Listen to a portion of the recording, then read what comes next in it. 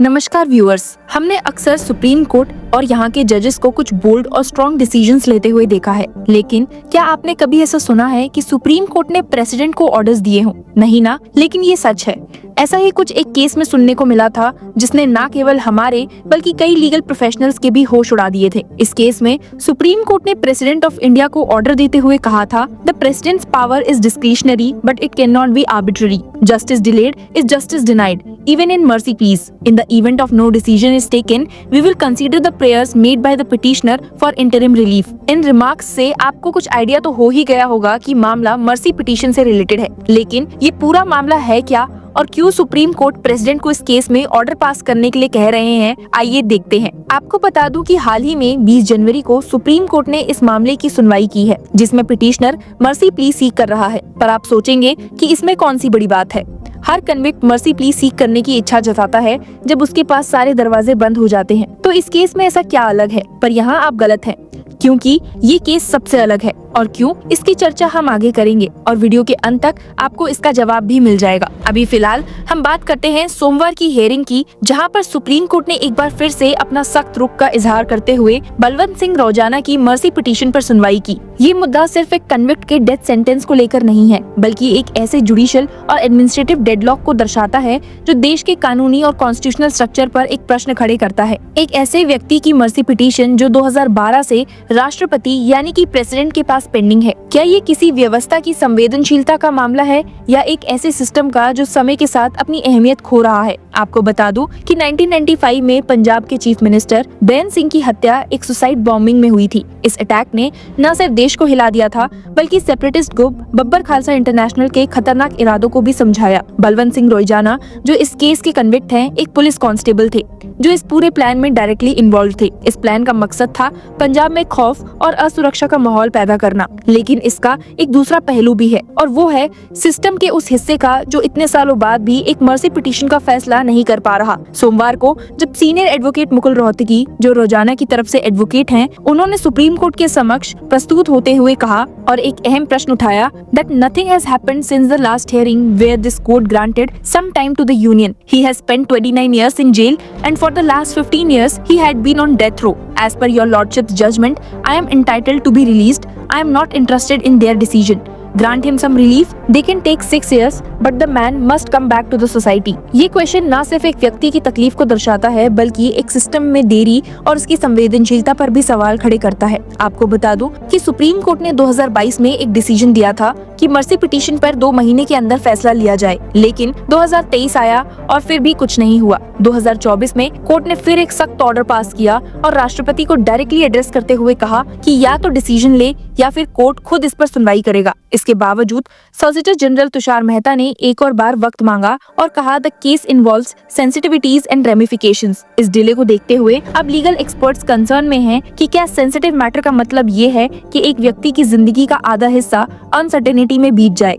रोजाना की mercy petition के साथ एक और क्यूरियस एस्पेक्ट है, और वो ये है कि 2019 में गुरु नानक देव की 550th बर्थ एनिवर्सरी के मौके पर केंद्र ने घोषणा की थी कि उनका डेथ सेंटेंस लाइफ इम्प्रिजनमेंट में कन्वर्ट किया जाएगा।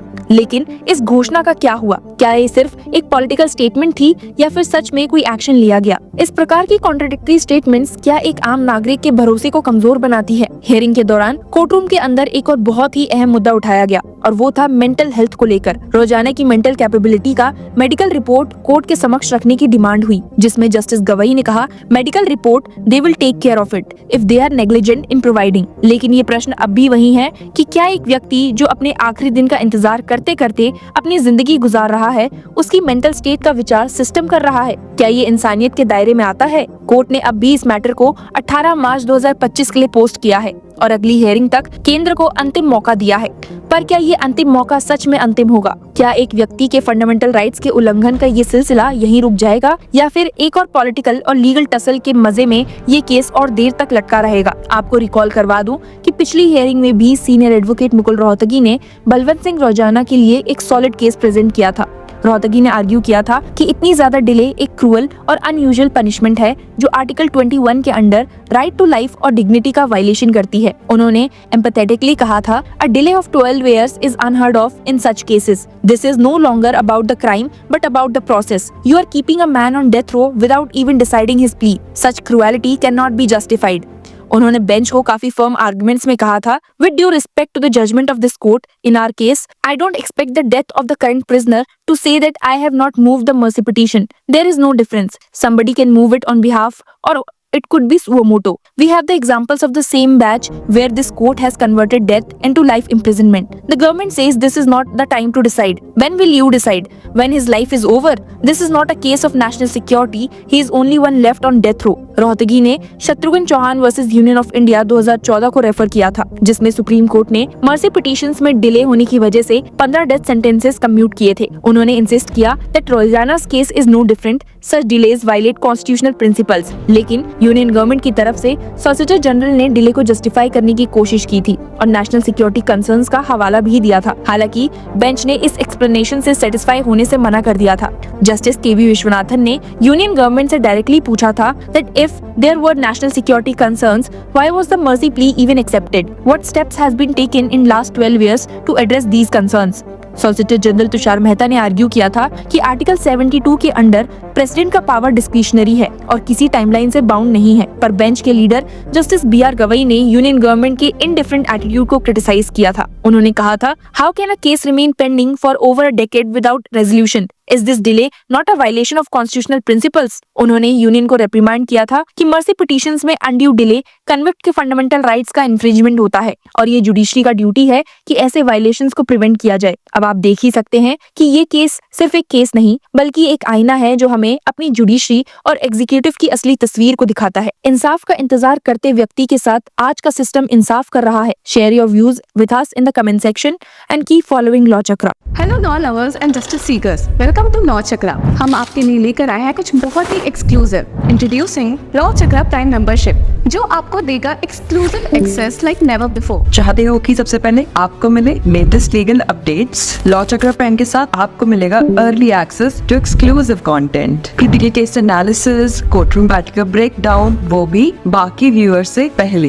मोर अपडेट्स, मोर एनालिसिस, यानी कि फुल इनसाइडर एक्सेस, वो भी बस घर बैठे। यही नहीं, प्राइम मेंबर को मिलेगा access to exclusive interview session with renowned जजेस, लीगल एक्सपर्ट्स एंड लॉयर्स। ऐसे इनसाइट्स जो आपको कहीं और नहीं मिले। इसी के साथ अगर आप कभी सोचे कि हम कैसे लेकर आते हैं आपके लिए ये लीगल अपडेट्स, तो इसके लिए भी प्राइम मेंबर्स के लिए है हमारे पास एक special sneak peek behind the scenes of law chakra. Brainstorming session से लेकर ब्लूपर्स तक सब कुछ। In short, more content, more update and more analysis. Political legal controversies हो या इन डेप्थ लीगल सेशंस, सब कुछ आपको मिलेगा एट वेरी मिनिमल प्राइस। बनिए लॉ चक्र की प्राइम मेंबर और अनलॉक कीजिए full potential of legal knowledge. अभी ज्वाइन कीजिए।